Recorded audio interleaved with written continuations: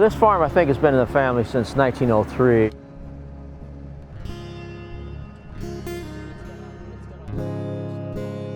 A lot of people think that like the 90 million acres that we grew last year nationwide, that's all human food, but it's only 1% of it actually goes directly into the human food supply. Most of it gets sold to either feeders or ethanol plants. If we didn't have ethanol right now, just imagine, if you didn't have that right now, and you had all the new varieties of corn over the last 20 years that have come on board, and the yields have gone steadily up, you'd have had a constant farm crisis. It would have been an ongoing farm crisis without ethanol, because all of that supply would have been sitting either in farmer-owned storage or in commercial storage. And it would have been a mess, but ethanol was our real savior. Wheat prices have been so low that nobody wants to grow it, so, and it's probably going to be the lowest plantings, even lower than last year. So, and last year was a record. The climate projections are for drier during the summer, so the extreme heat and warmer temperatures combined with less precipitation is certainly a concern for the growing season. The predictions are also for wetter during the winter and spring, and we had a wet winter and spring this year in 2019, and unfortunately a product of that was the significant flood that we had. In Nebraska, adapting to drought is never a bad thing to do.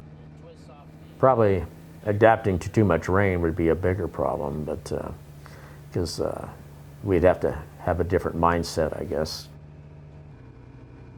Last year was a terrible year for planting because it was so wet, and it was also hard to get trucks up and down this road when it's really muddy.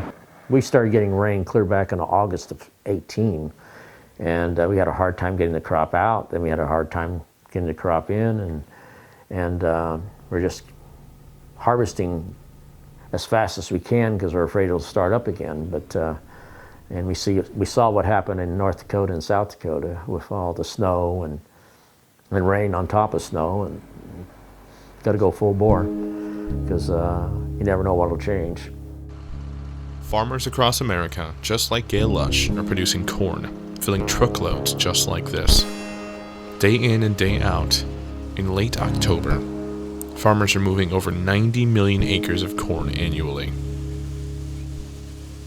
Out of those acres, roughly 30 is devoted to feed, 30 to ethanol, and 30 to industrial uses such as corn syrup production, human food, and another variety of uses. Because such a high volume of corn is devoted to industrial uses, it is important that farmers, as stewards of the soil, conserve as many resources as possible. And here are some methods farmers are utilizing in order to conserve resources, as well as their place in our consumer-driven market.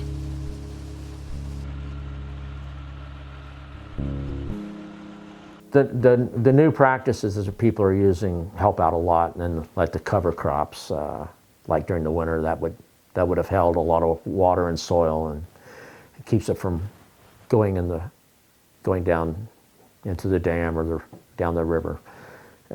Keeps the soil in your ground, and so I like that. And we try to get them in, but last year when we needed them the most, it was hard to get that stuff all done because you had a hard time just getting the basics done, getting the crop harvested. But we got a few acres done. And we noticed where the cover crop was that the corn was doing a little better on. We put the cover crop on the really steep ground in the hills, and that ground was actually making a little more than the better land up on top. So we might just try that practice on everything if we can get it done.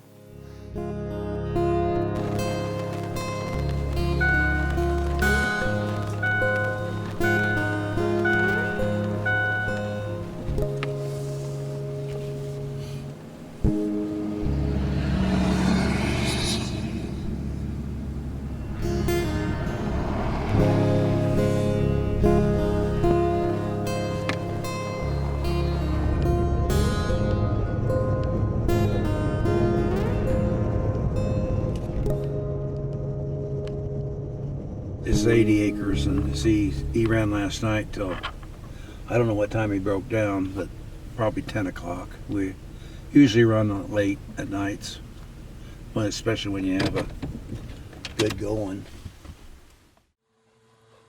Former Nebraska Senator Roger Werbeen, along with his siblings, owns a 2,800-acre plot of land near Plattsmouth, Nebraska, where his farming operation grows corn and soybeans. You get bigger equipment, then you got to have more land. Then you get more land, it's hard to keep it even. Then you get more land, then you got to have bigger equipment. And then if you can't find hired help, that's not been an issue with us. But His family has owned the land since 1873, and the farming operation began with his father in 1936. we're being quite rapidly urbanized. And you really, even we're at the point now, you couldn't really have a large livestock operation in this area. So I quit trying to predict the future. But The Werbeens practice sustainability methods in their farming, utilizing things like no-till, which is the growing of crops without disturbing the soil through mechanical agitation, and the planting of cover crops to protect the soil. Though they've maintained these practices for years, there are still things that cause concern for the former senator. this is very high quality farmland up along the river here from Falls City north to Blair, or actually Sioux City. So we're going to be losing that, over time, and depending more and more on irrigation. And when we have a fight over water, urban cities are going to win. As the climate varies over time, and then you have these major drought episodes. For example, the 2012 drought caused a depletion of the groundwater in Nebraska from anywhere. The water table dropped anywhere from 5 to 20 feet. It took several years for that to return to pre-drought levels. 2012 was just a brutal year. It was the hottest on record here, and I had to hose the cows off every day. They were overheating, and we had heat stroke in the cattle. I'll never forget it. The Dust Bowl was unique in a number of ways because you had the plowing up the Great Plains, the removal of the grassland and so on, with very little in the way of soil conservation practices and so on. That's one of my mantras, is having cover crops. We just finished planting a bunch on this section. It's getting late. It's hard when you get so much rain. It's hard to get it all planted. But relatively speaking, we're not into it too heavy. But it's one of the things you do to try to keep cover on your ground year round. One of the reasons I think we need to worry about good soil health is water quality. We need to have good water quality and plenty of it long term. One of the things I'm concerned about, we're for Lincoln East, or at least Lincoln East to the Missouri River, is primarily rain-fed ground. It's not irrigated like it is west. The Republican River Valley is probably the most progressive part of the state as far as taking care of our water. Just about everybody's got pivots, everybody's got meters on their pivots. They know exactly to the inch how much water they use during the year, and a lot of these areas have enough water.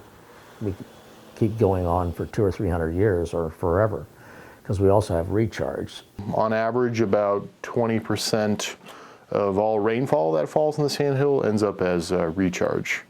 And typically that occurs in the late and mid-spring months, so sort of the March to May months is when the bulk of that recharge goes to the aquifer. The porousness, as well as the ability of water to move through that type of material, is the key. Also, the sand, it can only support basically the low prairie grasses, and so the demand for water of those is not as high as, say, crops. And so more of that water has a chance to move through the root system and make it to the water table, whereas in other regions, that water is going to be taken up by the actual plants and kicked back to the atmosphere. So in the Sandhills, you're looking at about 5 to 10 years before, a drop of rain on average is going to hit the surface and then actually make it to the water table, as it takes that long for it to sort of move through that wave of water through the system. So, if we have good stewardship of the landscape, that is going to take a few years for those things to end up showing up on the water table. And so an event like the 2012 drought is that has to propagate through the actual soil profile. So you're going to wet out, you're going to dry down that actual unsaturated zone, and you're going to end up with less recharge until sort of you have more, wetter years to build back up that sort of wetness in the actual soil. Drought management is an important aspect of that because drought is a recurring phenomena, but under climate change, droughts are becoming more frequent, more severe, longer duration for many regions of the world. Well, there's been attempts in the past at least 4, maybe 5 years to look at a statewide climate action plan, which is really what's needed in terms of both adaptation to the changes that will come as well as mitigation of future climate change. And that's been unsuccessful in passing. I think that's something that's critical, that absolutely needs to happen. Other states are assessing what sort of impact climate change will have to the different sectors, and they're actively working toward adaptation measures as well as mitigation. So I think that for Nebraska, and given that we're a heavily agricultural state, I think that's something that we need to look at passing legislation. In Nebraska, I think we've kind of stalled out, in terms of the impact of the 2000 drought mitigation plan that we put together for the state of Nebraska, working with stakeholders. I think there really hasn't been much advancement in that. Farmers obviously continue to adapt to a changing climate, to longer growing seasons, etc. Well, long term, I don't know whether a longer growing season, I'm not so sure is so bad, but long term we're going to be supposedly more like Wichita weather, which would be more humid and more heat days, and maybe more, maybe less rainfall, we're not sure. Some of the things I see will have less rainfall. Others say that we're going to have the same amount of rainfall or maybe more, but we're going to have extreme events. So from my viewpoint, one of the big things on changing climate is we're going to have more extreme events. But globally, there's a lot of progress being made on drought management and drought policies that are aimed at risk reduction. I think that's increasingly going to be an issue for producers. The excessively wet conditions that has persisted for much of Nebraska, I think that's prompting people to ask, is this a sign of the future? Is this something that's going to keep happening? Historically, we have seen a trend toward wetter springs, and that's only going to continue. It may be warm enough, the growing season may be quite a bit longer, but the ability to get into the field with heavy equipment is going to be even more of a challenge in the future. In Nebraska, we've warmed overall. For annual average temperature, we've gotten warmer, and that rate of warming is accelerating. And that's something that we can expect in the future, is that rate of warming is only going to increase. By middle of the century, we could see 5-degree warming for an annual average. That means more extreme warm days, like days above 95, days when the nighttime temperatures don't go below 70 or 75 degrees. That's going to probably double compared to what it is now. 65-75% of the fresh water use is used by agriculture. And so relatively small savings of 10%, 15% or more in agriculture releases a lot more water for use in urban environments. And most people live in cities now, not just in Nebraska, but throughout the world. And the percentage of population that live in large cities is growing tremendously. And so agriculture needs to become much more efficient in water use. And certainly irrigation in Nebraska has become much more water use efficient over the last several decades. I've gotten some reports of, hunters or other people out there saying, certain, lakes out in the sandhills are the fullest they've ever seen them, in the fall period. And so we're still trying to, remove some of that water from the system. Is with these elevated water tables, your surface-fed lakes are going to be larger and more sustained over the year. Or if you're, in crop production, as you might have, an impact as you have, saturated parts of your field, they're going to have lower yield because of that high water table. This year we had so much rain that the ground was already filled up with water, and so it didn't have as great an effect of mitigating that excess water as it would have in the past. We have had these floods that have really affected Nebraska, and so it's important to be able to think about it, to respond, to see if our levees appropriately built, are our bridges. We now know, and that's what we've been seeing when we've gone around the state, is that there are levees that are not rebuilt appropriately. There are bridges that have not been fully rebuilt. So we are going to have significant damages in the spring, I believe, if we have any kind of winter similar to last year's winter. It's better to be prepared than to look back and say, why didn't I do something? It's very clear that we're not out of the woods yet. Right now the governor is working with 2 other governors on the whole Missouri River Basin and the flooding that happened there. But we decided as a committee of the legislature to focus inward and look at what's happening to the people in Nebraska in regards to their lives, their homes, their livestock. And the devastation that has occurred is beyond belief. There's a lot of place for smaller farmers, especially close to urban centers, for organic and community food-based operations. And there is that opportunity to be able to identify where their food is coming from.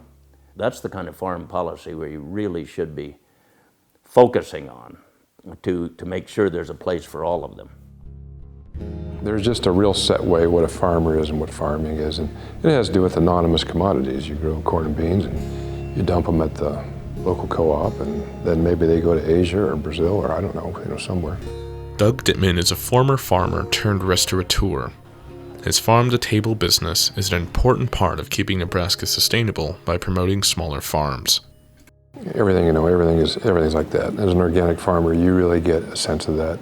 And in some ways, you get a sense of being responsible for that. If you broaden the equations, water quality, air quality, human health, it's essential. And as food's about the most intimate thing that we do, is eating. It's just like any relationship. You like to work with people you know and like. And that's the same will become true of food, So the whole thing is based on relationships. And that's hard, that farmers are already so busy to get out and make those connections. But the thing is, farmers can grow anything. Anything you want, they can grow it. And it's just a matter, the whole thing ultimately is consumer driven.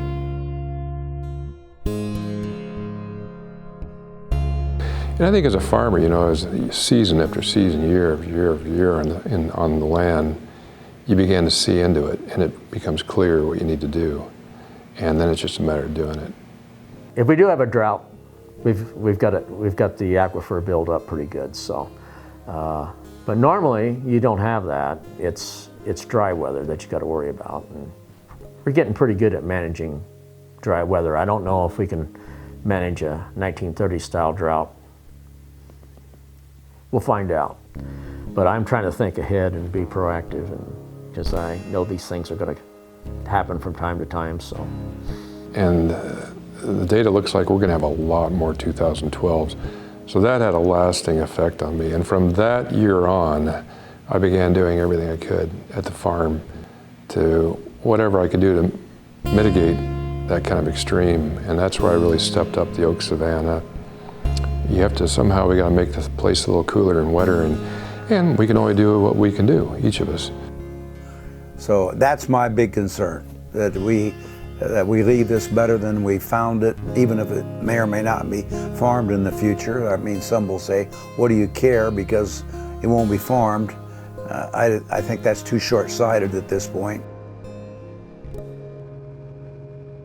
It's kind of like they say about the chaos theory. You do one little thing and it just spreads out and causes problems all around the world. And a couple of tweets have caused a lot of trouble for us. And the only thing that'll save us is probably a big drought in the Great Plains, which is not a thing you want to wish upon yourself. But we'll see.